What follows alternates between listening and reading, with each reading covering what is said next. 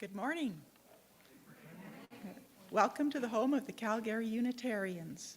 Make sure you're being a rock star. Get close to that thing. Whoever you are, whomever you love, wherever you are on your journey of faith or search for meaning, welcome.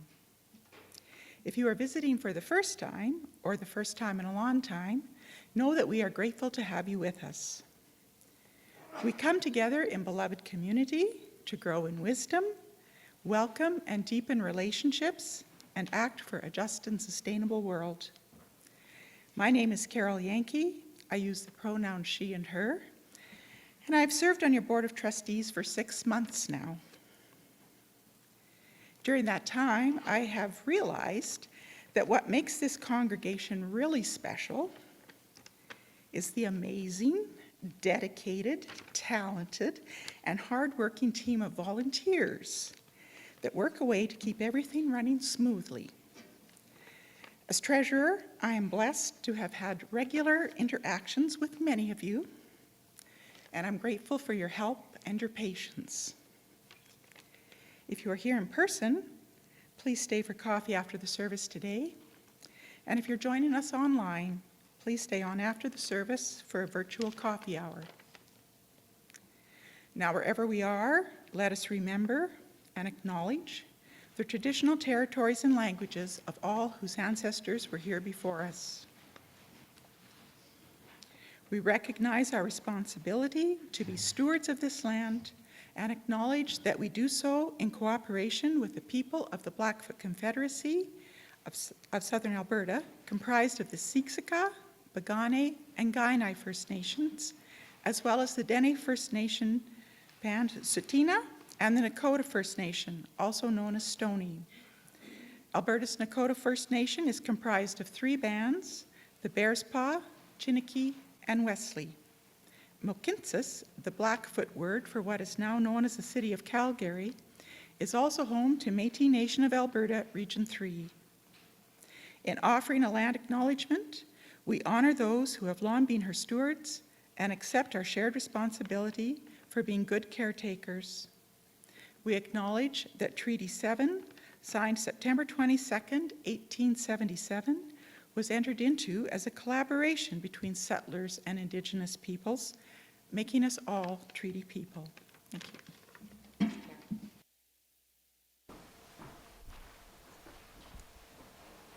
Good morning, everyone. Thank you for braving the chill. We just call this a little bit chilly, right? I'm from California, where this is considered, polar vortex weather. Thank you for being here. It's so lovely to see you and to be together today. We are graced once again with Eileen's presence, Eileen Tasasi, a fabulous pianist, while Christian is doing a band clinic teaching youngsters how to play the clarinet. So it's win-win for everybody. The kids get to learn the clarinet, and we get to have Eileen again. Yay!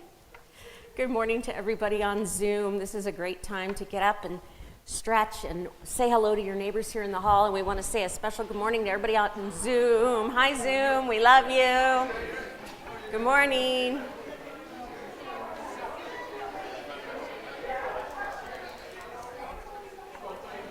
Lost.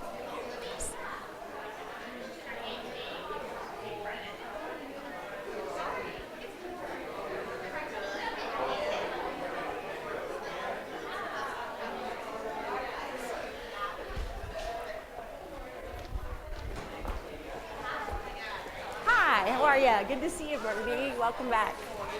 Have you seen Mariana Louise vanished? I've lost her. She was going to make an announcement for me, and I haven't seen her come in yet. Would you go find her for me?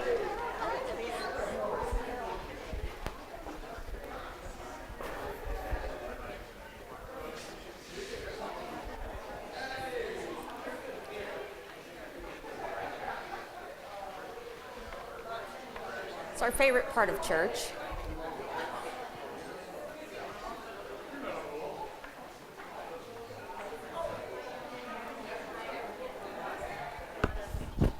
Mariana Louise, paging Mariana Louise Kovar.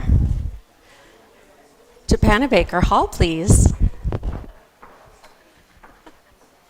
Good morning, one and all. This is why we come, isn't it? The wonderful people, the good connections, the super relationships we have. Well, my name is Reverend Shelley Thompson. My pronouns are she and her, and I'm the interim minister here at Calgary Unitarians. I want to let you know that we will be having a Day of Remembrance worship service on Friday the 11th, and we'll do that here in person in Panabaker at 10:45 to 11:15. And of course, it will also be Zoomcast, so you may join us from home. And that is our traditional way of honoring and gathering on that special day so that we never forget the sacrifice and service that gives us the freedoms we so enjoy. Next Sunday, the 13th, after worship and coffee, there's going to be a listening circle. Mariana Louise Kovar and Catherine Burwash, they are currently serving on our Committee on Shared Ministry. And we're going to lead a time of sharing and listening to one another and reflecting together as to how we're all doing and how we're feeling with Jane's absence, missing Jane Perry, sending her our love, thinking about her. So it'll be a good time for us to do that as a community, to provide that love and support to one another. So that's next Sunday, the 13th, after congregation. And Mariana Louise is going to tell us about a very exciting workshop that's coming up that's a part of Search.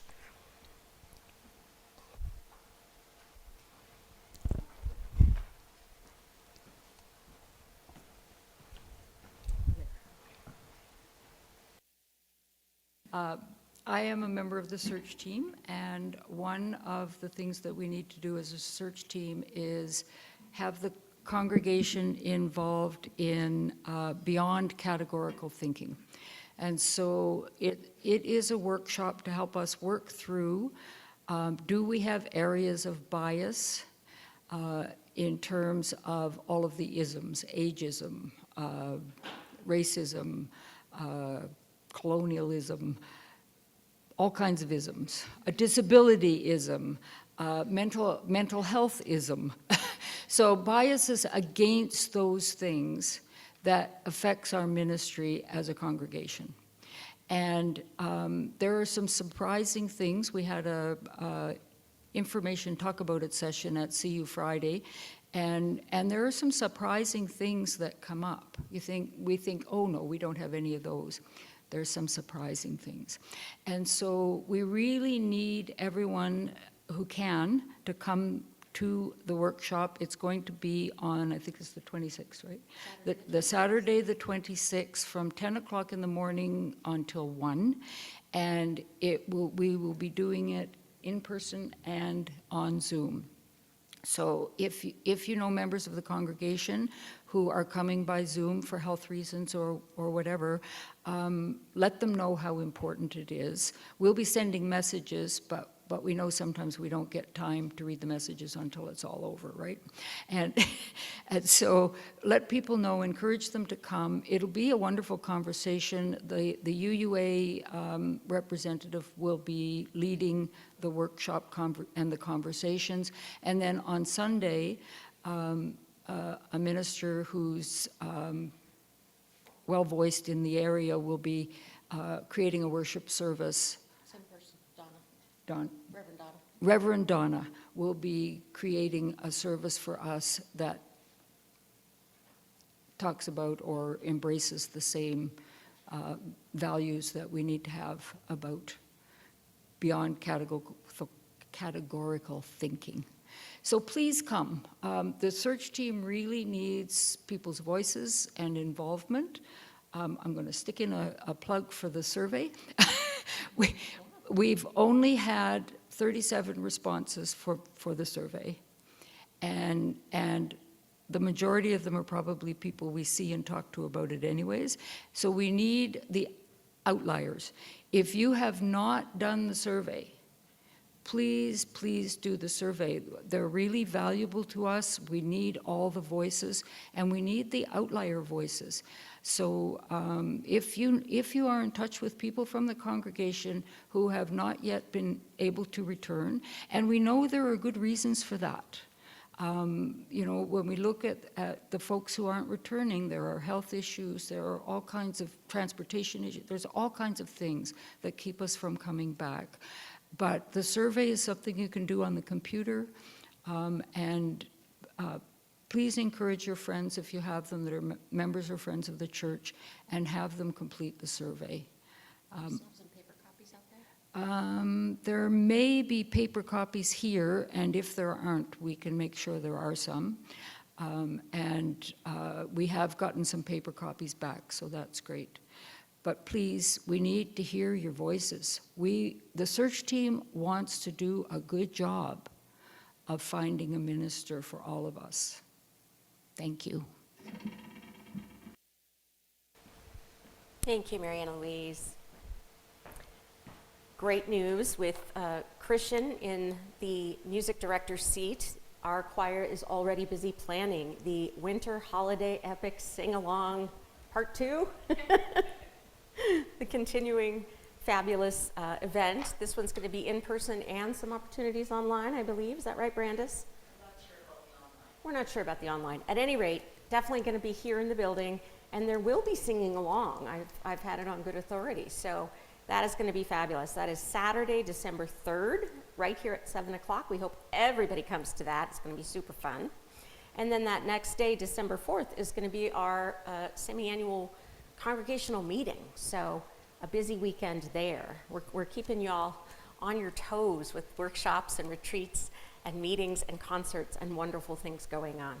So do keep an eye on your e-news, and come hang out at worship and remind each other of all the good stuff that's coming up. It is so good to worship and do shared ministry together. I light our chalice this morning with my fancy new Amen flame. The words of Arlene Goff. Thresholds. We cross them every day, from room to room, from outside to inside, and back again. From here to there, from anywhere to everywhere, from age to age. Each threshold offers an opportunity for change, for renewal, for transformation, from what we were and what we are to what we can be.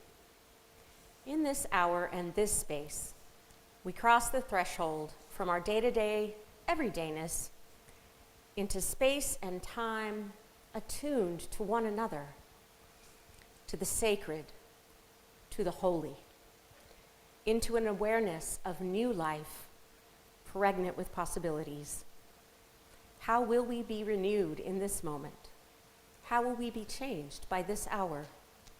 How will we be transformed through this gathering of beloved community? Come, you longing, thirsty souls. Come, let's worship together.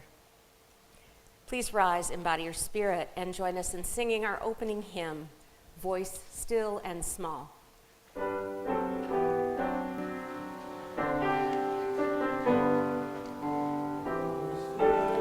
small, deep inside, oh, I hear you call, singing. In storm and rain, sorrow and pain, still we remain, singing. Calming my fears, quenching my tears, through all the years, singing.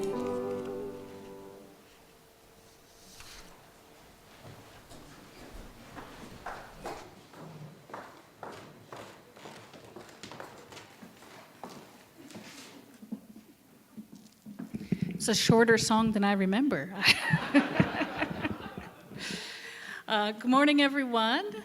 I'm Sheila McMaster, Director of Religious Education here at the Calgary Unitarians, and my pronouns are she and her, and I'm so happy to see everyone's shining faces on this cold, blustery day. And today we're talking about liminality and change. That's a funny word. What is liminality? I was like, what is that? It turns out liminal is from the Latin word limen, which literally translates into doorway. And there's always a decision whether to cross a new threshold or to go back to a place of familiarity. Liminality is that moment, that space in between. And it's often a period of discomfort, of waiting, and of transformation. It is stepping through a secret door into a new world, like Alice in Wonderland. And so I'm going to read some excerpts that I adapted from an essay by author Amber Sparks. And she writes, "There are two kinds of readers: those who forget all about secret bookcases and gardens and wardrobes once they've reached adulthood, and those who, when they move into a new home, still immediately check every loose floorboard and knock on every wall in hopes they'll encounter a treasure map or a hidden room or a keyhole under all the layers of paint." And of course, I belong entirely to that second group. And I have admittedly spent far too much of my adult life still looking for these secret passageways. I have long wanted to walk through one of these secret doors, the place where the mundane, the bookstore, or the country house and the nursery in Kensington transforms into the wondrous, Fantasia or Narnia or the Neverland. But lately, I've been wishing instead to stop at the threshold, to open the door of the spare room and crawl into that wardrobe and never come out again. When I was young, I wanted the wondrous more than anything. It's not a new story. The child, lonely and bullied and unhappy, finds a book. And in that book, a child lonely and unhappy finds a place where a kind of low and slow magic still exists, where gym class doesn't, and the underdogs are issued powerful weapons and magical powers. And I wanted desperately to have adventures that could happen, and fall in love and be a hero. And crossing over into a fantasy world was the only way I thought it could happen. But like children eventually do, I grew up. And I had plenty of adventures, and I got to fall in love and be a hero and even a villain sometimes too. And I still looked for secret doors, but mostly out of the habit of hope. And then I had a daughter of my own, and I started reading aloud to her the same children's adventures that I grew up on. And I related how cold and miserable Edmund was in the White Witch's dungeon, or how Wendy was shot down by the Lost Boys. And I realized I'm actually too tired and old for adventure. The true Wonderland is only for children, a place to escape the world of grown-ups like me. And it feels sad, but it's part of the magic that those other worlds belong to the young, a place to work out their fears and bravery far away from the bland good intentions of adults who make you wear bicycle helmets and eat your vegetables. But the wardrobe, the nursery, those are the most liminal of spaces, the places you go before and after you put away those childish things. They are the places you go before and after you grow up, like Wendy and Susan and Peter, and before and after the magic slips through your fingers, and they are still left to us. In fact, I feel they can only be truly appreciated when we are grown. They are many and varied and everywhere. Parking lots and lobbies and stairwells, anywhere you go on your way to somewhere else. Lately, my whole life feels like a liminal state. Maybe that's why these places feel so seductive. Maybe I'm still having trouble finding somewhere I belong. I'm not too old, but I'm not young. I'm a mother, but I still remember childless days. I'm supposedly past my artistic peak, but I long to create a masterpiece.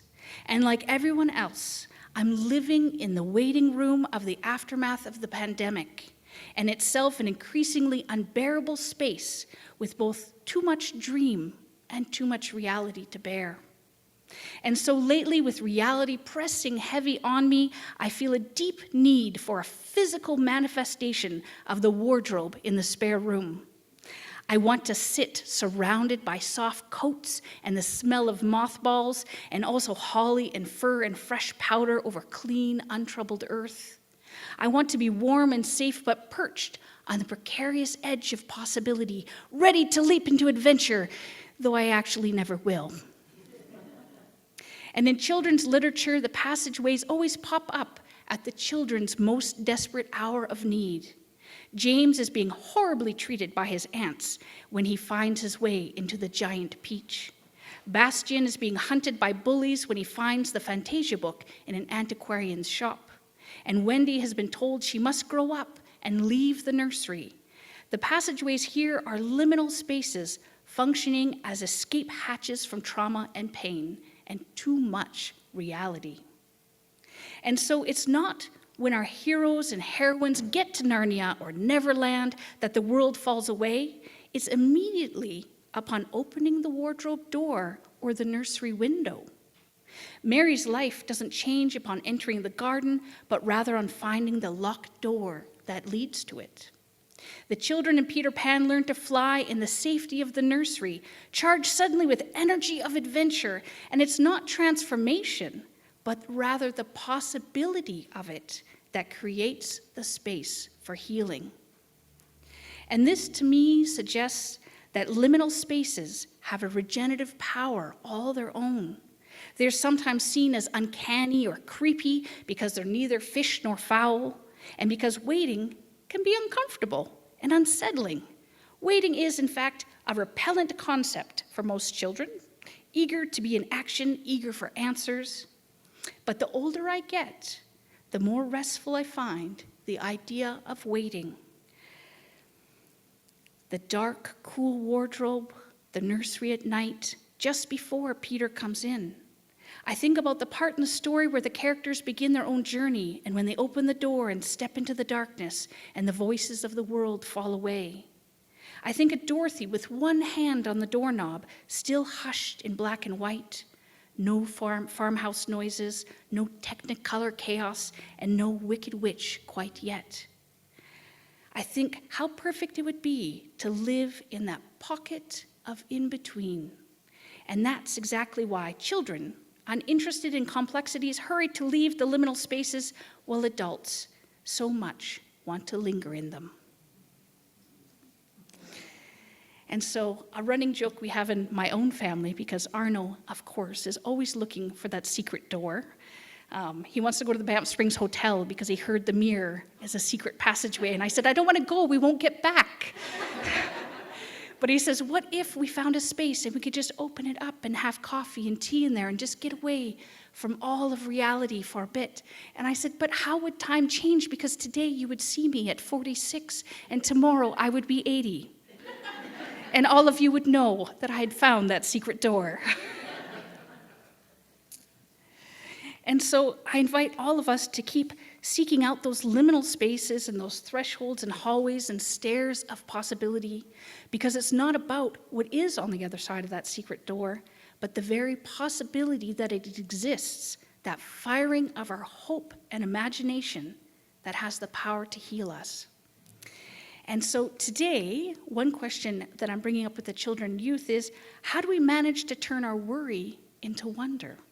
And the children are practicing how changing sentences like, I'm not good at anything, to, I know everyone has unique talents and abilities. I wonder what mine are.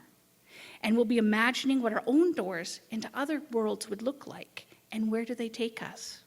And for the youth, sometimes it's the presence of, for the youth, the presence of meaning can fulfill us, where the search for meaning can overwhelm us with anxiety.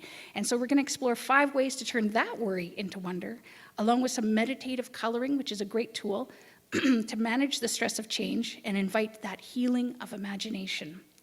And for all of you, you might be like, well, what about us? We're not going downstairs. What about us? And for all of you, I have a wonderful story to illustrate that fear of change, of crossing that doorway, or in this case, the other side of a wall.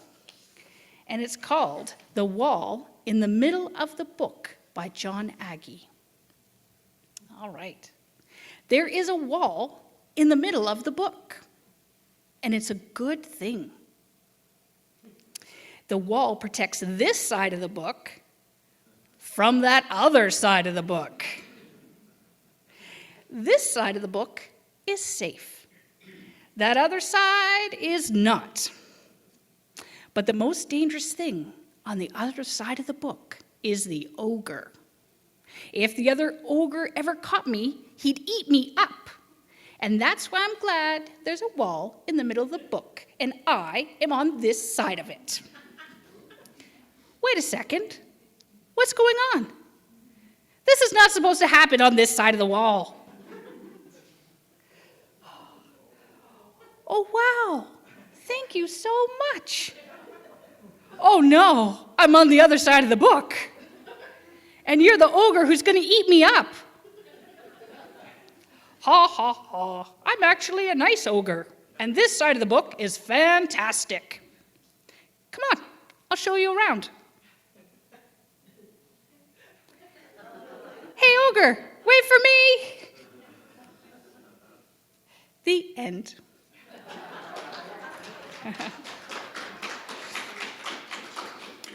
So I hope this inspires all of us to take chances, to look for those hidden doorways and secret passages, and not be afraid of what's on the other side of the wall.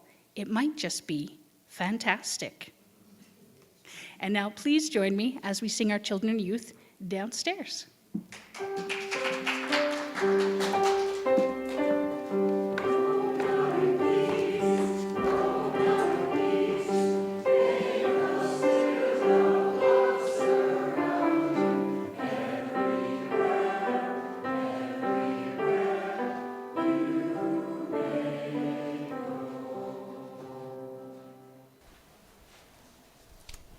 I love story time.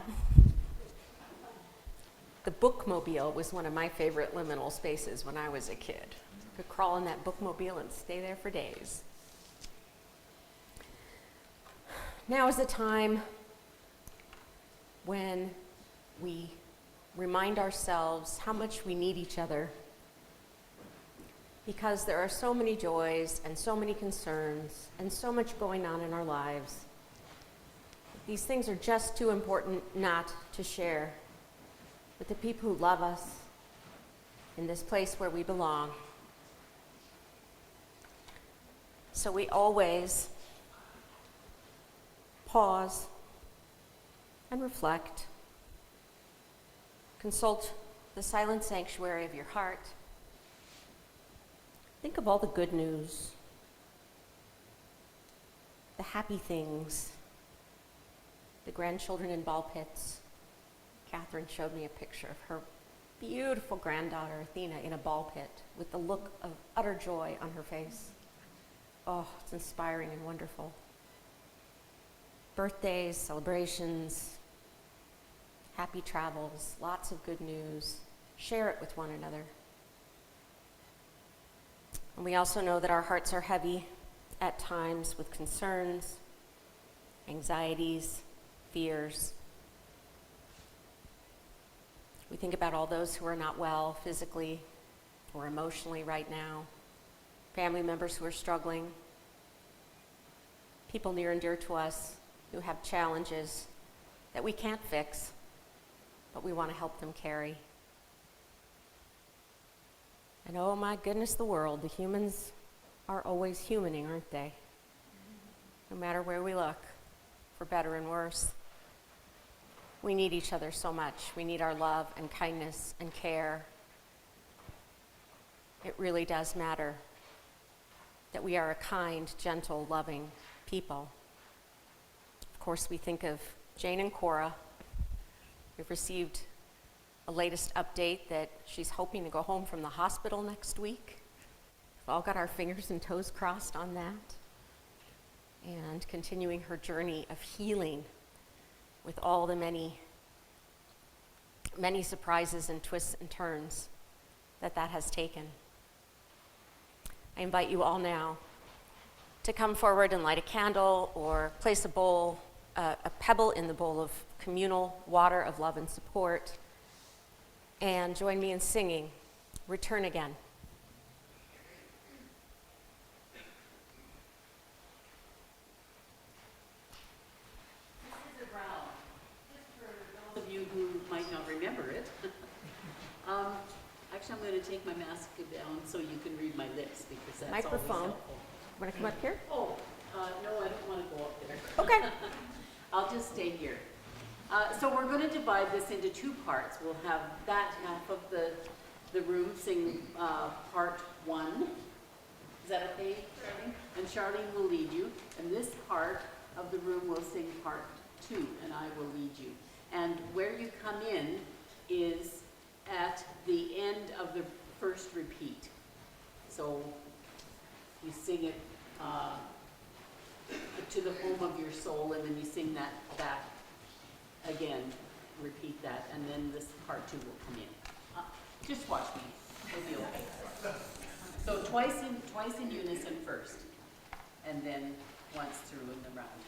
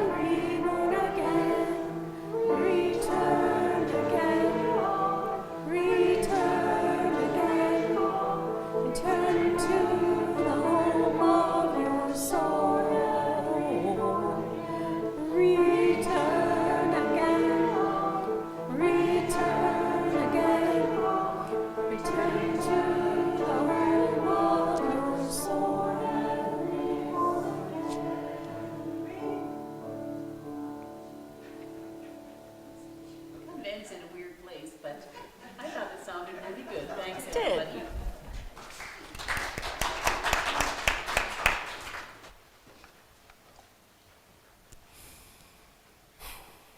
My dear ones, in the wake of the COVID pandemic, here at Calgary Unitarians and the world over, we find ourselves in a liminal space. This is meant to be a time of transition and interim ministry, sure, but total liminality?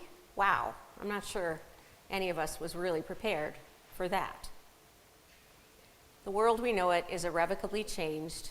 We ourselves are deeply transformed by all that has happened and continues to unfold around us and within us. Liminality sometimes gets a bad rap in our fast-paced, achievement-driven society as being difficult, frustrating, scary, or even just plain boring. Thankfully, we get a deeper and much more encouraging viewpoint from Franciscan mystic, say that 10 times fast, Franciscan mystic Richard Rohr. He tells us that, as Sheila reminded us, limen is the Latin word for threshold. A liminal space is the crucial in-between time when everything actually happens, and yet nothing appears to be happening.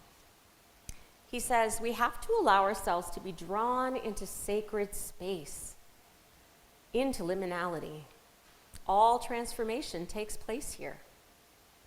We have to allow ourselves to be drawn out of the business as usual and remain patiently on the threshold where we are betwixt and between the familiar and the completely unknown. There alone is our world left behind while we are not yet sure of the new existence. That's a good space where genuine newness can begin. Get there often and stay as long as you can by whatever means possible. Well, here at Calgary Unitarians, we know that we'll be staying liminal at least until next summer. So we need to settle in, get familiar with the place, get acquainted with this threshold space. The congregation is in between what was and what is yet to be. This time of reforming and reorientation is certainly new and different than business as usual, the way it was before COVID. The shared ministry during liminal time and space focuses more on our inner realities, our personal connections, and our relationships than it does on our goals or our progress.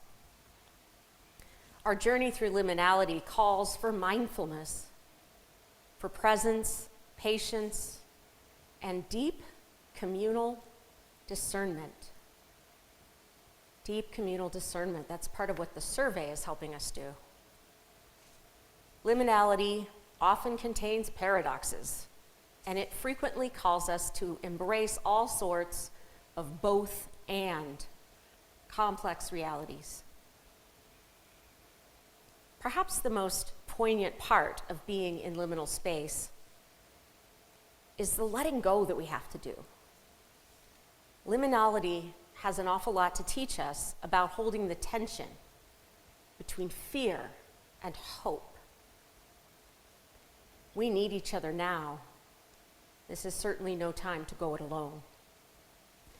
This community definitely was not prepared to have to part with our beloved Jane Perry as our music director while she attends to her medical treatment and her self-care.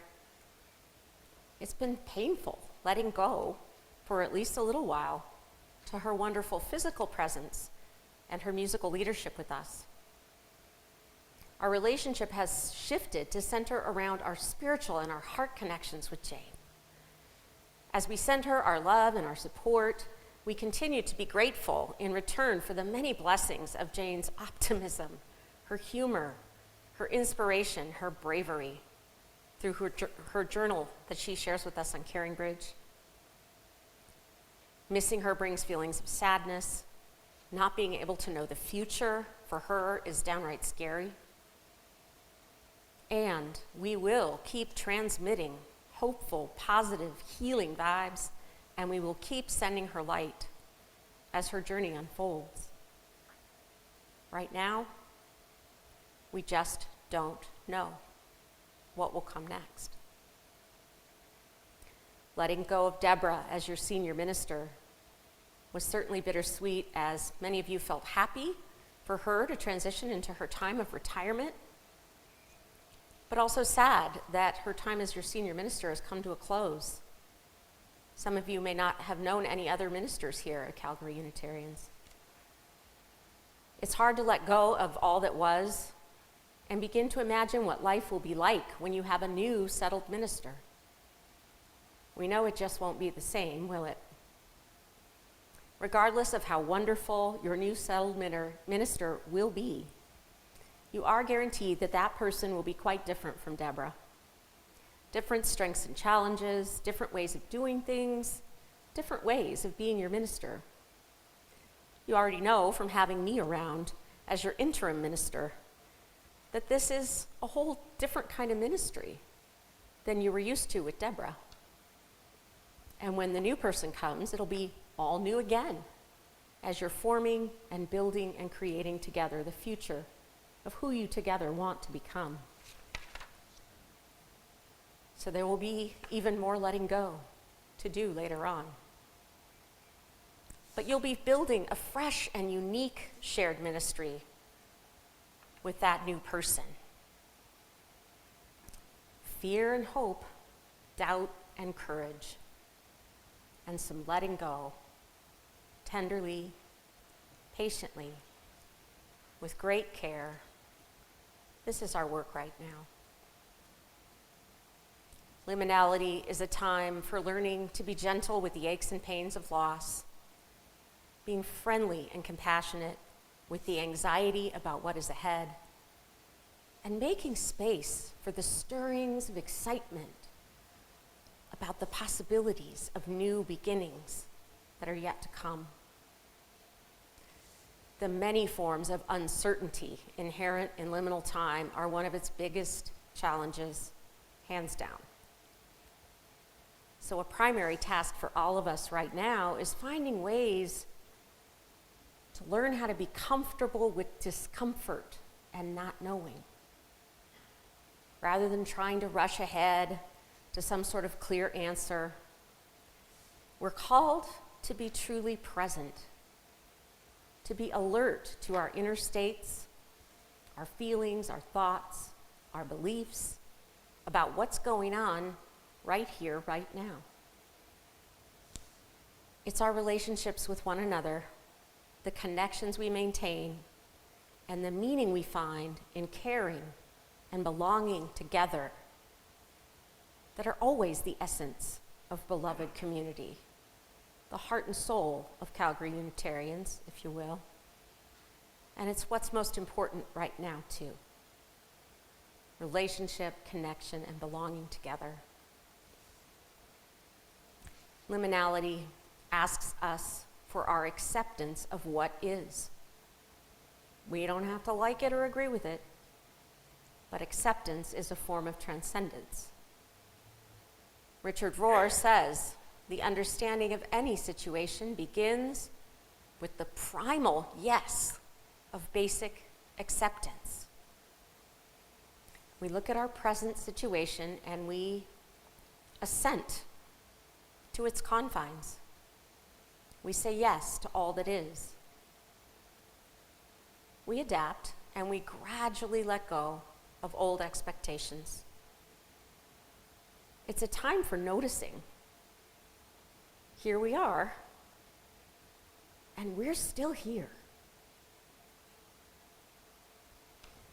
Liminality asks us to adopt an attending stance. An attending stance. Consultant and spiritual director Susan Beaumont tells us that attending is a capacity for deep seeing and listening. It's an act of being fully present in the moment. It's not simply an act of hearing or remembering what was said or done. Attending is becoming fully awake to all that is happening, to the full potential within us and around us. Attending to congregational life means attending to our relationships and our sense of community. It means offering loving kindness to one another, especially right now when we're prone to noticing what's missing and what isn't happening all around us. What's different? What's changed? And there is a tendency in many church communities, and this one is no exception, for a central group of deeply committed people to work really hard to do all the things all the time, to keep all the balls in the air, to make sure that this place keeps going, that beating heart of congregational life stays pumping. And in a time like this, really at any time, that's the kind of pattern that can burn people out and wear them down. It is exhausting. And it also makes it hard for new people or people with less capacity to be here all the time or devote as much time and energy to it, to contribute in small ways that do make a difference, to find ways to match their time and talent with a contribution that's valued and welcomed, for which we can be truly grateful. in his wonderful little book, Serving with Grace, Eric Walker Wickstrom reminds us that sometimes saying no is just as sacred as saying yes. We're finding this out in this liminal space. One of the best things that we can do during this transition time is to pull back on the throttle a little bit and pay attention to the quality of the experiences we're having while we're here and with one another. COVID has done a number on all of us. And I find that we are more tired, less likely to want to do things, takes more effort to do some of the stuff we used to do all the time. Sometimes we just don't want to get out of bed in the morning these days. So, in contemplating contributing to this community, I want all of you to remember that this place is made sacred and holy by your presence, showing up together online, in person. That's huge. Don't forget to notice and appreciate and give yourselves credit for that, for loving and caring about one another in this place. That is our mission. That is our number one task in religious community. So before you decide whether or not you can say yes to serving on a committee or doing a task or attending a certain event, it's important during this time, this liminal space, to decide carefully how much you want to say yes to and when it might just be more sacred to say no. So I invite you to notice in yourself your current capacity and your current interest in engagement. It's probably different than it used to be. How does it feel? And I really invite you and hope that you will honor the limits of your time and your energy so that your time here can be filled with grace and love and not feel like just one more thing that we need to get done. And I invite you to seek a balance that allows you to both give and receive in nurturing ways that make you feel good about what you're doing and why you're doing it and who you're doing it with. No matter how small someone might say that giving and receiving is, we're not here to measure or compare those things. Your presence and your participation with us is enough as it is. So this liminal space is a good place to reassess for ourselves what really works, what doesn't work right now, what do we really need to do, and what might we be able to set aside for a while. It's time to ask ourselves what best serves our mission in the ways that are most important to you right now.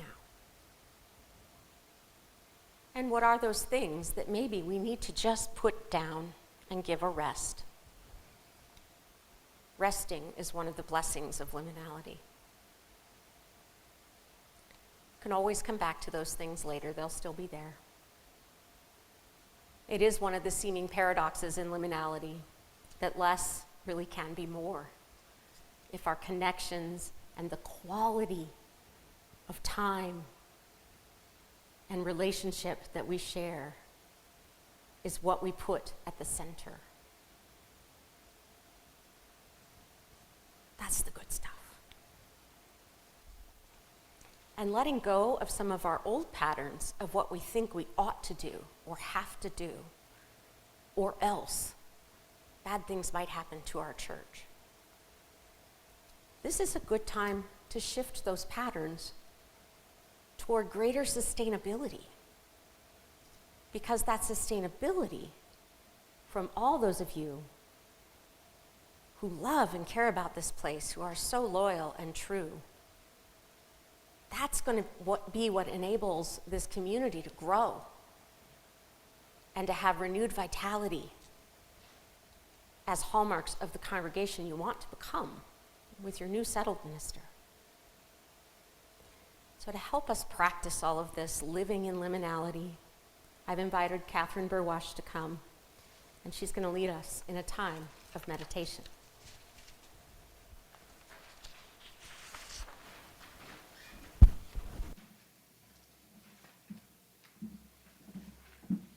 I'm glad to be here. Wow, that's a lot, isn't it?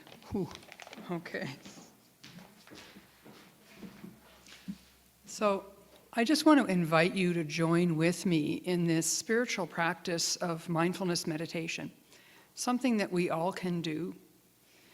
And really, there's two aspects that I've woven into the meditation today. One of them is insight, and that's just that ability to be with yourself long enough. Take that time to be quiet and be with yourself and go, how am I responding to all of this? What's happening on the inside? And the other aspect that I put in here is some nurturing, because I think we all need that, especially during times of change and when we're at that threshold. And so we're just going to take the next 5 or 6 minutes to be together with this, and it's a guided meditation, so just sit back and follow along. If you've never meditated in your life, that's okay. Just follow along, and we'll do this together. So we'll begin by just sitting as comfortably as you can be right now, but with sort of a dignified posture so that you're really present. And turn your attention inwards. Some people find it's helpful to close their eyes, or you can have your eyes open just with that softer gaze.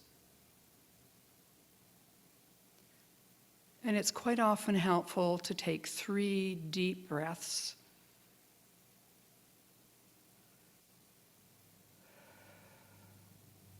Helps you to come into the present moment, to begin to center into what's happening on the inside.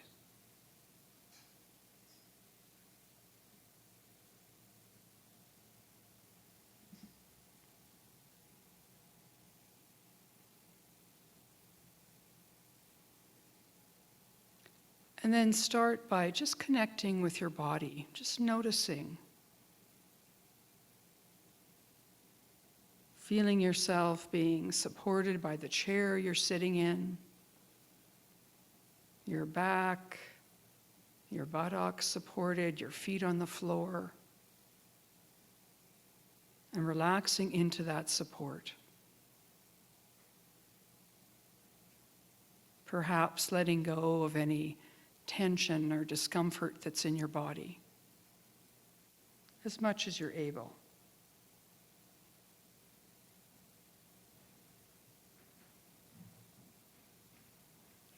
And then let your attention turn towards what we've been talking about this morning. Liminality, this experience of change, being in this space.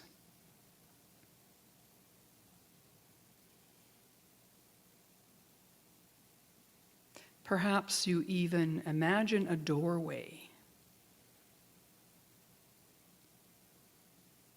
It may be closed, starting to open. Maybe it's even fully open for you. And just notice what happens in your body as you're looking towards this doorway of liminality. Perhaps there's a sense of turning away or turning towards, wanting to stay in place. Maybe there's some tension or some discomfort. You might feel a weight or a heaviness. Maybe your energy is low, or there's excitement and a high energy. Maybe there's some movement or some stillness. Whatever it is, it's all okay. It's just about noticing and being with it.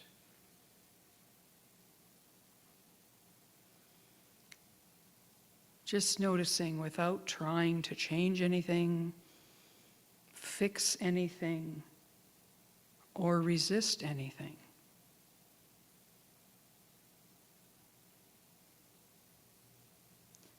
And if your mind wanders, that's okay. That's the nature of the mind. You just can gently bring your attention back to your body, sitting in the chair, your feet on the floor.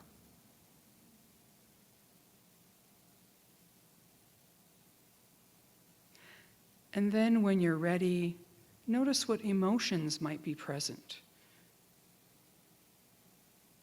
at the edge of the doorway.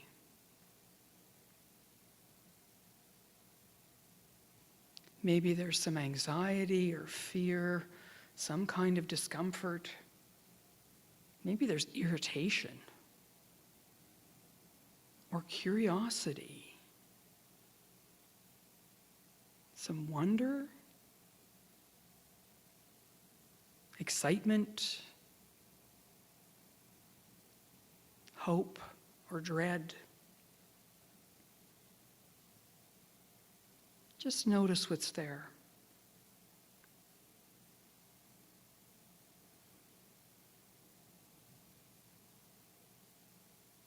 And then when you're ready, you might notice any thoughts that are coming up or any stories that are coming up about what should be happening.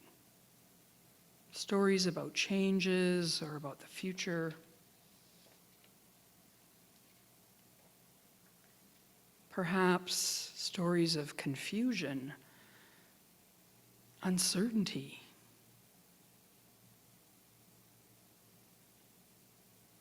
Maybe worries. An urge to control everything. Maybe there's some wondering, possibility, some confidence or doubt. And again, just noticing without judging what should be happening, just whatever is here.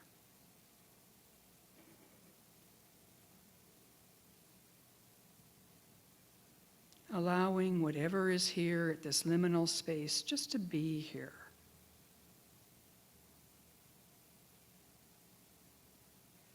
And then I invite you to turn in and invite in some kindness to yourself,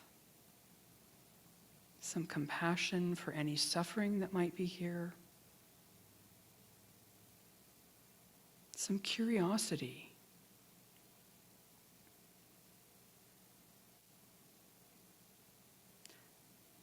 And some inquiry. You might want to ask yourself, what do I need right now to manage being at the doorway, to manage whatever change might happen?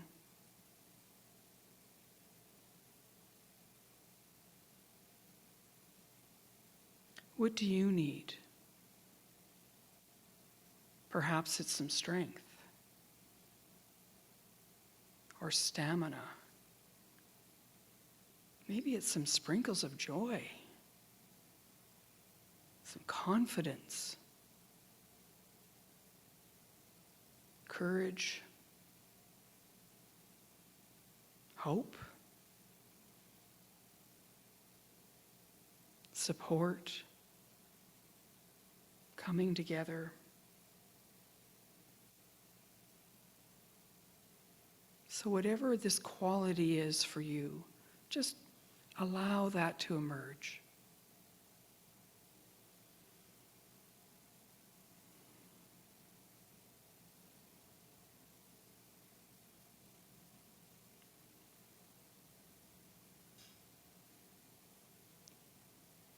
And if nothing is emerging for you immediately, that's okay. Honor your intention that you want good things to happen for yourself, for this congregation.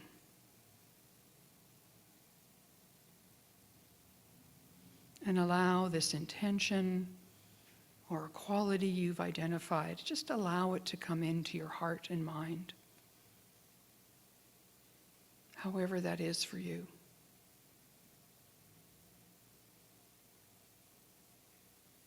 You may even feel it in your body, a good feeling, and let it move where it wants to. Perhaps even into your bones and your muscles.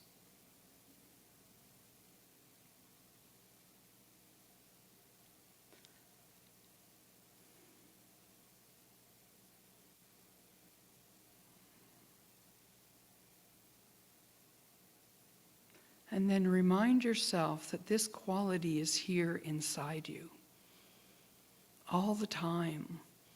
Whether you're aware of it or not, it's there. This is part of your strength. This is part of who you are. And so you can access this at a moment's notice whenever you need to.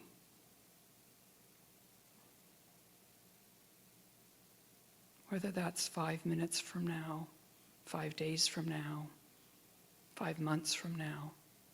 This quality that's going to help you at the doorway of liminality.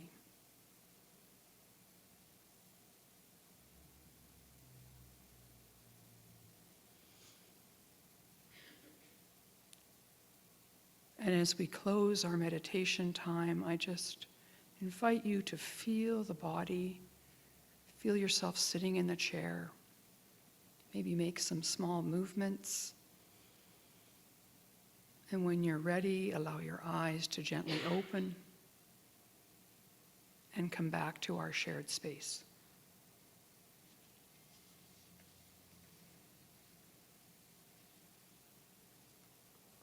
Thank you for your kind attention.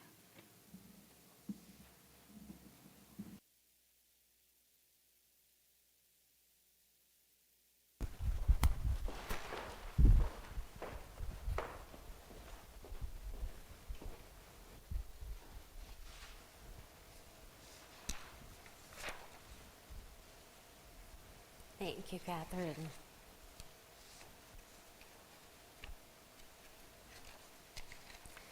Now is the time when we offer our financial support to this community that nurtures us, this place where we belong, this place of shared values and shared dreams. We are so grateful for every contribution that makes this place possible. The time, the talent, and the treasure that keeps us going. We know there are many ways to give, and that many of you give digitally, ways that we can't see every day. So thank you for all of you digital givers. And we do have ushers today who will bring the basket around for those of you who'd like to give on paper. Your donations will be most gratefully received and put to the work of this mission. Our 4 others this month is the Calgary Alliance for the Common Good.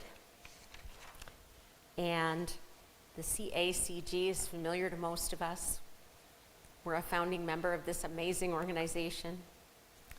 Their website, they tell us, the Calgary Alliance for the Common Good is everyday people taking powerful action together for the common good.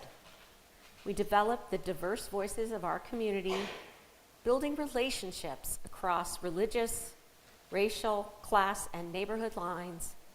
Then we knit them together one by one to build the power to make the positive changes they want to see in our community, making our shared home a better place to live and to thrive. There were 7 Calgary Unitarians present at the Calgary Alliance for the Common Good action event last Thursday, where progress was made on Indigenous liaison development through the police force and better access and reliability of our transit for more of our people. It was inspiring. Our ushers will now please come forward Your gifts will now be gratefully received.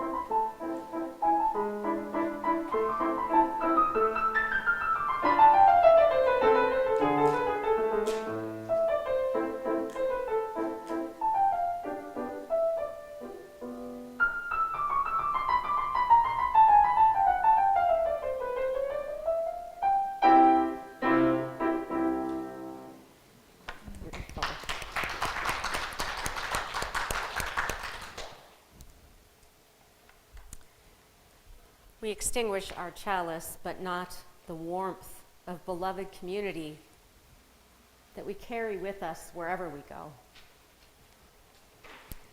You're all invited to stay for coffee hour and conversation, both here in person and online. The online coffee hour chat link will be posted in that chat box. And coffee, of course, as always, is in Wickenden Hall.